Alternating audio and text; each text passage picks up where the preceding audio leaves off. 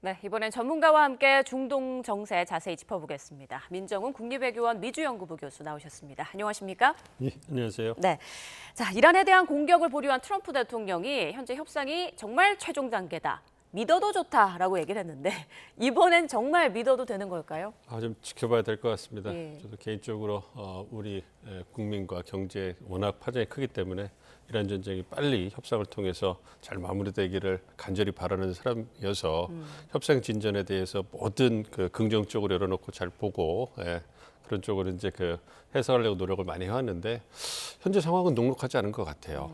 뭐 트럼프 대통령이 정말로 파이널 스테이지에 왔다, 최종 단계에 왔다 얘기를 하는데 다르게 나오는 정보나 그 언론 보도들을 보면 여전히 미국과 이란 간에 어떤 주요 의제를 놓고 간극이 크다. 특히 이제 핵 문제와 관련돼서 이제 미국과 이란이 여전히 강대강 대치를 하고 있기 때문에 그런 상황에서 과연 접점을 만들 수 있을 것인가. 즉 이란이 어느 정도 양보를 하고 미국도 거기 호응할 것인가.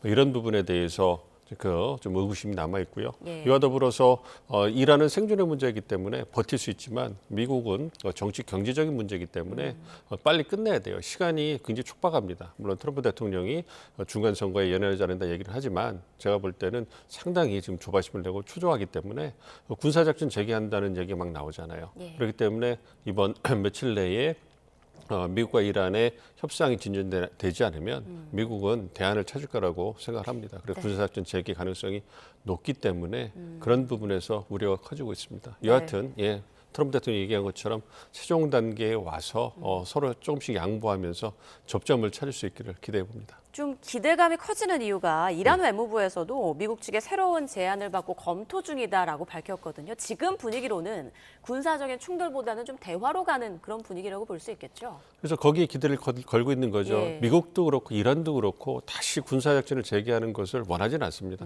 그렇지만 조금이라도 더 얻기 위해서 이제 국내 정치적인 그 지지를 위해서 어떤 그 강대강 대치를 이어가고 있기 때문에 그런 얘기를 하는데요. 말씀해 주신 것처럼 검토를 하고 있다는 부분인 거죠. 그러니까 검토를 여러 번 했거든요. 예. 검토를 했고 다 테이블 위에 제안이 다 올라와 있는데 검토만 하고 입장 변경을 안 하는 거예요.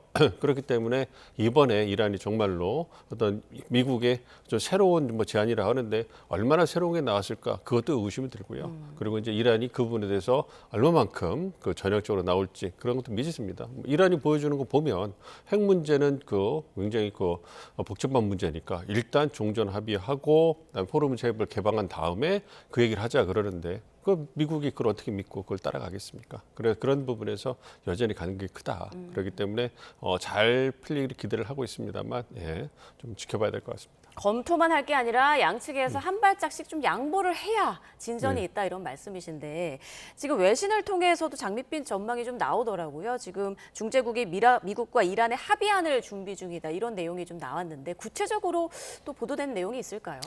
구체적인 내용은 없는 것 같아요. 아직 예전에 얼마 전에 뭐 미국 매체에서 미국과 이란이 뭐 한 페이지짜리 양해각서를 네. 준비한다. 그래 거의 체결에 근접했다. 뭐 이런 얘기가 나왔잖아요. 그런 얘기에 반복된 것 같아요. 그러니까 그때도 이제 얘기 나왔던 것이 이란의 핵 농축을 일시 중단한다. 그걸 모라토리엄이라고 얘기를 했고, 그다음에 그거에 대해서 미국이 이란에 부과했던 제재를 해제하고 동결 자금의 일부를 해제한다. 그리고 이란의 호르무즈 해협 통행을 점진적으로 해제하고 미국도 거기에 맞춰서 역공세를 푼다. 이런 내용이 들어가 있다는 얘기예요. 그리고 나서 그것을 바탕으로 해서 이제 협상을 진전시키자.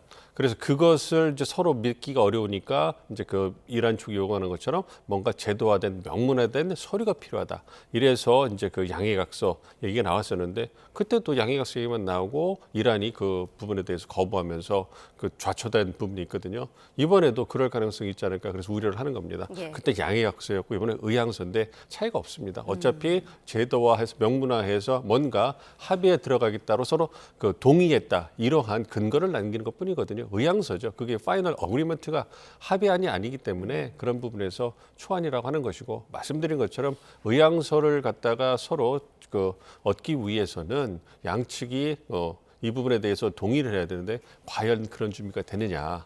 뭐 그거에 대해서 의구심 있는 것이고 정말로 말씀드린 것처럼 그런 부분에서 한 발씩 양보를 해서 이제 그 협상을 한다 이러면은 뭐 좀 협상 진전을 기대해 봐야 되겠습니다만 협상이 진전돼도 핵 문제를 둘러싼 이런 그 양측의 협상은 치열하게 전개되지 않을까 예상을 하고 있습니다. 네, 또 트럼프 대통령과 네타냐후 이스라엘 총리가 긴 통화를 하면서 선종전 후 협상에 대해서 논의를 했고 통화 뒤에 네타냐후 총리가 불같이 화를 냈다 이런 내용도 좀 전해지더라고요. 확실히 좀 의견이 대치되는 부분이 있겠죠. 그렇죠. 그러니까 트럼프 대통령 입장에서는 전쟁을 빨리 끝내고 싶을 예. 거예요. 그래서 선종전 후 합의, 그러니까 종전의 미국의 조건으로는 이란이 핵 개발을 포기하고 어떤 우라늄 농축 권한이라든지 핵 권한에 대해서 일시 정지할 상당 기간 정지할 의향이 있다. 이 부분에 대해서 어느 정도 동의를 해주면 들어갈 수 있는데 그런 부분에 대해서 여전히 미국과 이란이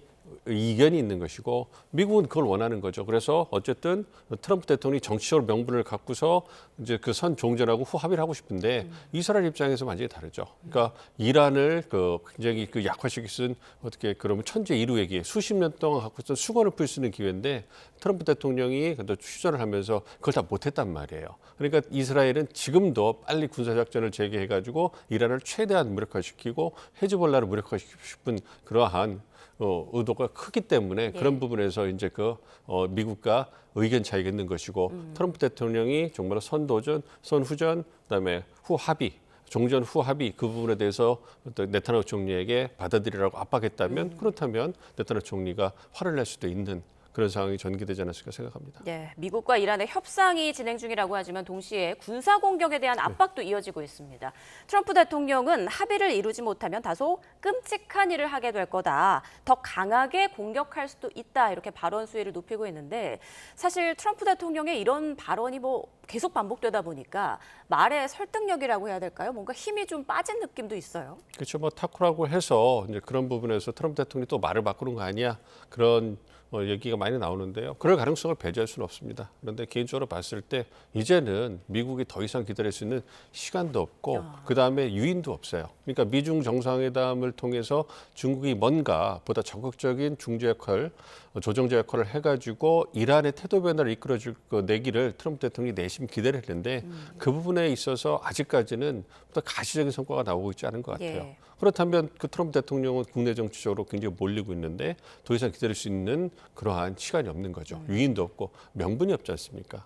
그래서 그런 부분에서 이제 다른 플랜 B로 가야 되는 것이고 그것이 지금 나오고 있는 군사작전 재개예요. 그런데 이번 제가 생각할 때 군사작전 재개의 목표는 전쟁 초기에 했던 군사작전처럼 대규모가 안 될 가능성도 있고요. 그리고 체제 전복이라든지 핵무력을 갖다가 완전히 무력화시키거나 미사일 전력을 제한 이런 부분이 아니라 셀프 종전을 선언하기 위한 마지막 군사작전일 가능성이 꽤 있다고 봅니다. 그러니까 트럼프 대통령이 전쟁에 빠져나와야 되는데 협상은 좌초되고 더 이상 시간을 끌 수 없으니 이제 스스로 이제 셀프 종전을 할 수 있는 정치적 명분을 만들기 위해서 제한적인 군사작전을 하고 그걸 통해서 이란에 대해서 군사작전에 승리했다. 그리고 나머지는 경제적 압박을 통해서 이란이 핵을 포기하도록 정권 교체를 이끌어내도록 노력하겠다. 이렇게 나올 가능성이 있기 때문에 그런 부분에서 가능성이 높다고 보고 있습니다. 그렇기 때문에 타코 가능성을 배제할 수는 없지만 좀 개인적으로 봤을 때 군사작전 체계 가능성 이번 주말을 거치면서 만약에 협상의 진전을 보이지 못한다면 군사작전을 재개할 가능성이 매우 높아질 것이다 예상하고 있습니다. 네, 트럼프 대통령의 추구 전략을 위해서 제한적인 군사작전에 나설 가능성이 높다라고 지금 보고 계시는군요. 그런데 또다시 이렇게 군사적 충돌이 생길 경우 트럼프 대통령에 대한 어떤 국제적인 입지는 어떻게 될까요? 트럼프 대통령의 국제 입지에 대해서는 좀 비난이 좀 있을 수 있죠. 예를 들어서 제한적 군사작전을 하고 철군을 한다면 그렇다면 문제를 해결하지 않고 나간 거 아니냐 국제 비난을 받을 수 있지만 근데 이제 그거는 지금 상황에서 얘기하는 거고요. 만약에 그렇게 해서 철군한다 그러면 미국 국내적인 여론은 갈리게 될 겁니다. 그러니까 트럼프 대통령이 어려운 결정을 했다 하면서 공화당 지지층들로 하여금 이제 비용을 더 이상 쓰지 않고 이제 미국이 현명하게 이제 전쟁을 끝냈다. 이러면서 지지하는 세력이 나올 거고요. 그거를 또 비난하는 어떤 반대 어떤 세력들의 목소리도 높아지겠죠. 그렇지만 트럼프 대통령 입장에서는 그건 일시적인 비난인 거고, 그러니까 바이든 행정부 때 그 20년의 아프가니스탄 전쟁을 끝내기 위해서 그냥 모든 것을 놓고서 그냥 미국이 빠져나왔잖아요. 그때 얼마나 많은 그 미국 국내적인 비난이 있었습니까? 국제 비난이 있었습니까? 그럼에도 불구하고 그런 문제가 이제 바이든 대통령에 대한 정치적 지지로 국내적으로 이어지면서 어려운 결정을 했고 그 흠결이 있지만 그래도 잘 끝냈다.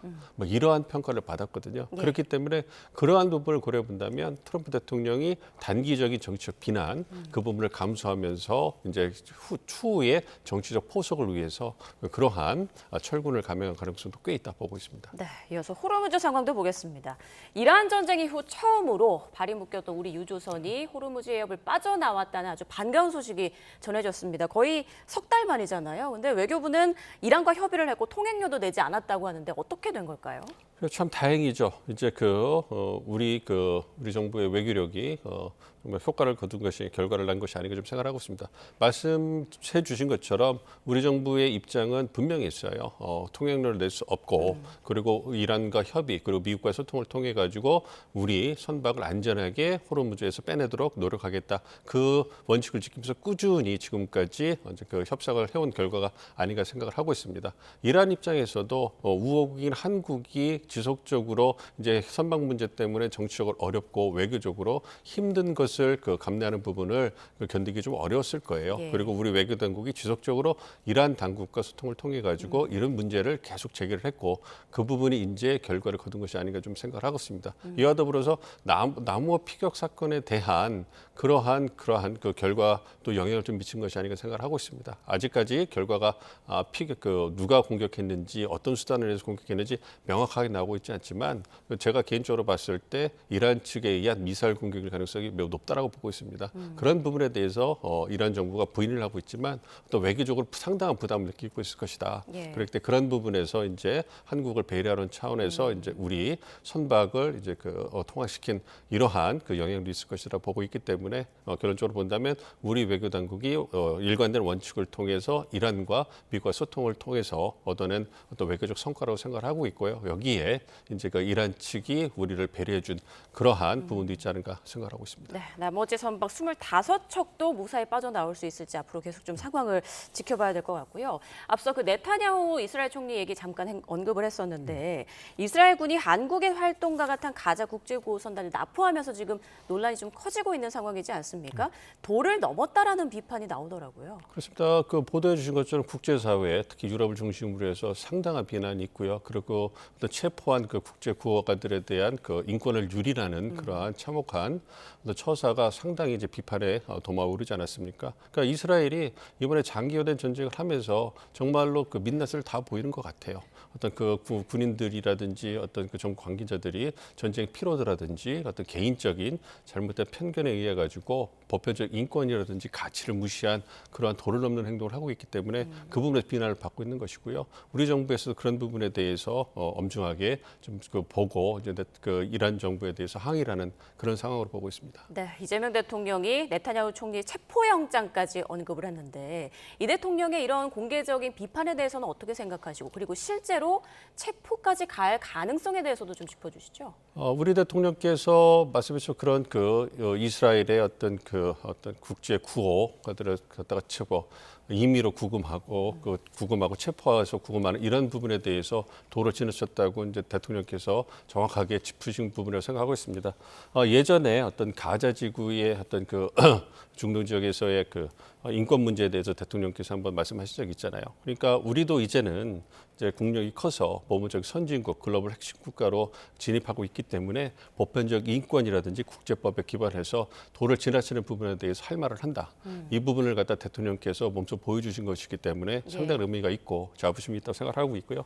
이번 문제는 거기에다가 우리 국민의 안전이 걸리는 문제잖아요. 그러니까 이재명 정부에서 내세우는 우리 국민의 안전 이거를 최우선시하고 있는데 그런 부분에서 이스라엘이 어떤 임의적으로 어떤 국제법을 위반하면서 그런 부분을 도를 넘어서 감행했기 때문에 그 부분을 최고 지도자가 명확하게 짚고 강력하게 비판한 것이 아닌가 생각을 하고 있습니다.